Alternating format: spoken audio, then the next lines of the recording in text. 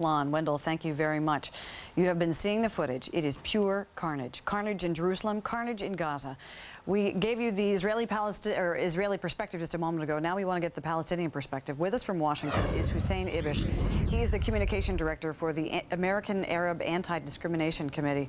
Thank you very much for being with us, Hussein. Well, thank you very much. Once again, I'll ask you the same question I asked Ambassador Pincus. We have found ourselves in another spiral of violence. How, That's right. From the Palestinian perspective, how can you get out?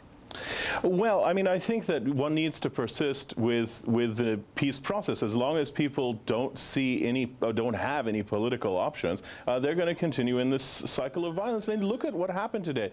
Look at how cruel and stupid this was, you know? I think the president is absolutely right. There are lots of people out there who hate the idea of peace. And I think that he was also right yesterday when he sort of predicted that this would be the reaction. I mean, it is clear that the Israeli government, unfortunately, and the Palestinian extremists have formed some kind of strategic alliance against peace. This sort of retaliation today, horrible as it is, was absolutely, you know, the inevitable consequence. And I think the White House predicted this fairly accurately of the attacks yesterday.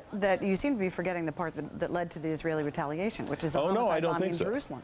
No, that's not right. In fact, what the Israelis were... No, I'm not talking about the attack today. I'm talking about the attacks yesterday, the attempted hit on the Hamas spokesperson, Abdelaziz Rantisi, and then there was a condemnation by the... But that came after the United Front attack, in which Hamas and Islamic Jihad killed 5 Israeli soldiers, which came which came itself in response to an Israeli attack, which killed 2 Hamas operatives. So there is a cycle here, you see. And what has happened is that at each stage, each side is raising the stakes. The reason why the White House was so critical yesterday of the attempted hit on Rantisi and was so shocked that even after their criticism, Israel launched another strike in Gaza, which killed more civilians, is because they understood that the Sharon government was deliberately raising the stakes. They knew what they were provoking. They knew what they wanted. Look, Hamas is against the roadmap. Sharon is also against the roadmap. There really is no doubt about that. And these two groups are actually working on different sides of the equation,